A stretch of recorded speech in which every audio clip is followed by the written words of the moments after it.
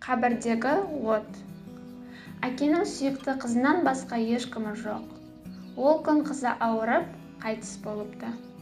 Жорлық әке қызын жерлеп жатқанда, қызын бейіт басына түсіріп, қатты құшақтап жылайды. Бишара әкені жұрт зорлықпен қабірден алып шықты.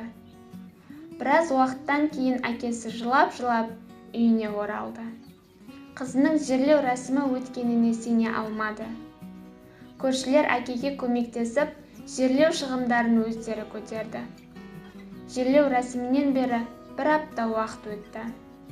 Барлық шығынды қайтаруға тырысқан әке Амиянын іздеуге кетті. Бірақ әке Амиянды еш жерден таба алмады. Сосын мұқият есіне алып, қызымды жерге қойған кезде құлап қалған болу керек еді, деді. Келесі күні әке имамдардың біріне барып, қызымның бейітіне түсіп, Амиянымды шығарсам бола ма, деп сұрайды. Имам болады деп жауап берді. Әкесі имамның алдынан шығып, тура зиратқа барды. Ол жерге жеткенде қабірді қазуға кірісті. Бірақ қанша қазғанмен қызының денесі де, Амиянын да таба алмады. Біраз уақыттан кейін қызының денесі шыға бастады. Бірақ әкесі қызын көргенде шошып кетті. Кепенмен бірге қызының беттерінің бүйірі, қолдары, аяқтары мен тізелері күйіп кеткен еді.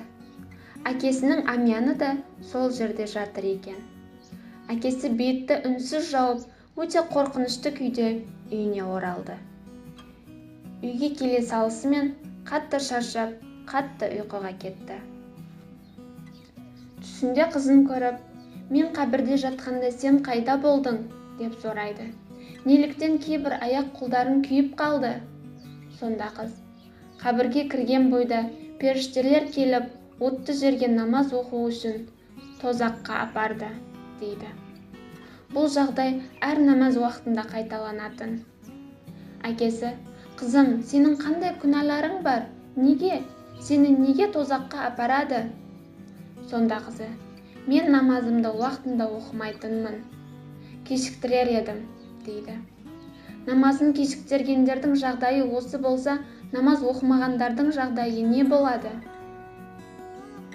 Жұмысқа кешігіп келсек, бастықтан ұялып, басымызды салбырататын, әрең сөйлейміз.